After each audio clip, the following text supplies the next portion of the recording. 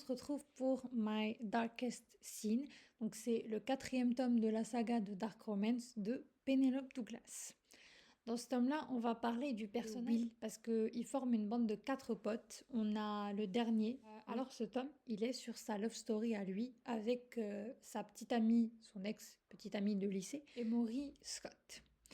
Lui, c'est William Grayson le troisième. Du coup, dans le début de ce tome-là, on va apprendre que Will est coincé à Blackchurch. C'est quoi Blackchurch? C'est une espèce de prison pour les fils de privilégiés. Que les grosses têtes et que les gens super friqués, les sénateurs, les présidents, les gouverneurs, et les trucs comme ça. Et lui, il est coincé dans cette prison où personne ne sait où elle se trouve. C'est une maison au beau milieu de nulle part, où il n'y a ni téléphone, ni wifi, ni aucun moyen de communication que nous autres avons. Et il n'est pas tout seul dans cette maison, comme je vous l'ai dit, c'est une prison pour plusieurs types de crimes, si on peut dire ça comme ça, parce qu'en gros, c'est les fils des privilégiés qui font des bourdes et ils les envoient dans Blackchurch pour éviter que leur réputation ne soit plus entachée et que le scandale soit étouffé.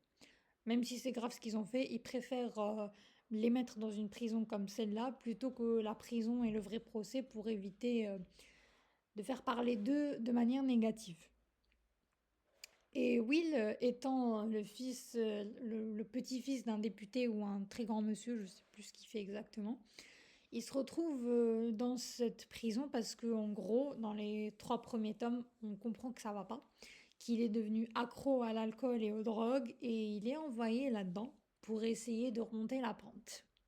Et il sera peut-être libéré un jour, ou peut-être qu'il restera pendant des années parce qu'il y en a qui sont là depuis une pige et ils savent pas quand est-ce qu'ils vont sortir, hein, c'est les familles qui décident. Et un jour, contre toute attente, d'abord on commence par le point de vue d'Emory. Alors on voit, dès le début, qu'elle se réveille et elle ne sait pas où elle est. Et elle se retrouve dans Blackchurch. Mais au début, elle ne réalise pas où elle est. Elle rencontre un mec qu'elle a déjà vu aux infos, Tyler, elle ne sait plus trop quoi.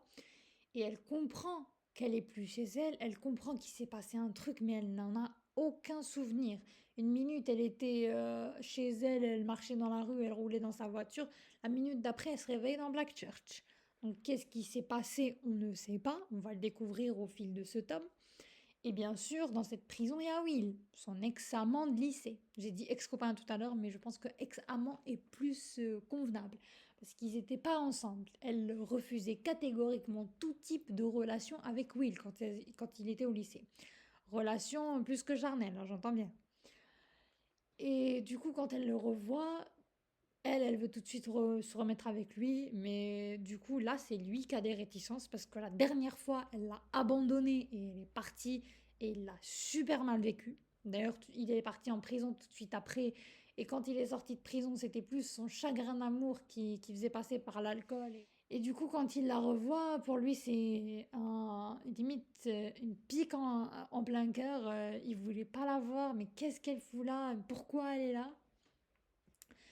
Et on va apprendre dans ce tome ce qui s'est passé quand ils étaient adolescents et en parallèle ce qu'ils vivent à Blackchurch.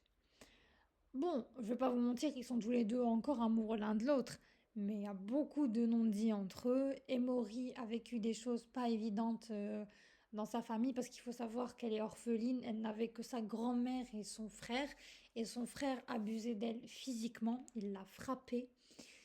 Et elle restait juste pour sa grand-mère, sinon elle se serait enfuie de cette vie. Et quand sa grand-mère est finalement morte, elle a enfin pu prendre le large pour l'université et devenir architecte.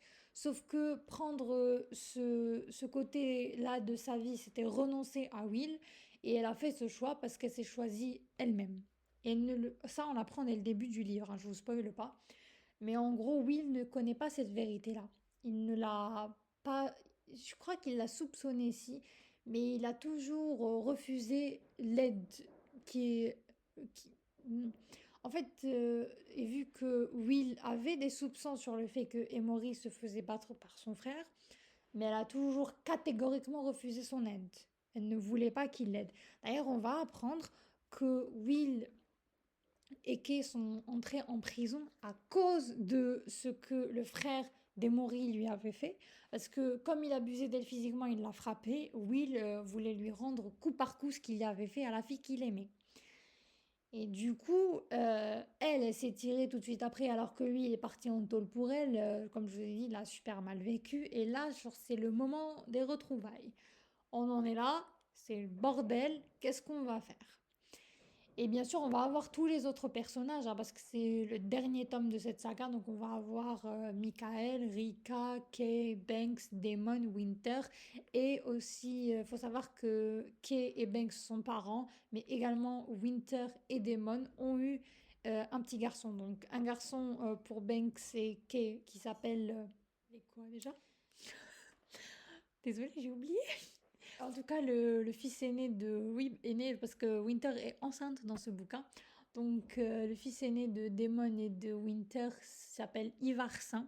Et après, on va avoir un épilogue et où on va nous expliquer en gros qui a eu qui avec qui. Du coup, ce tome, c'est vraiment le tome qui va venir clôturer toute la saga. On va avoir un épilogue groupé de tous les personnages et de ce qui s'est passé dans le futur pour chacun d'entre eux. Et bien sûr, comment est-ce que Will va finir par sortir de Blackchurch et comment il va faire pour surmonter la pente avec Emory. La citation que j'ai préférée dans ce tome, c'est... Pardon, c'est tome 4, j'ai mis tome 3.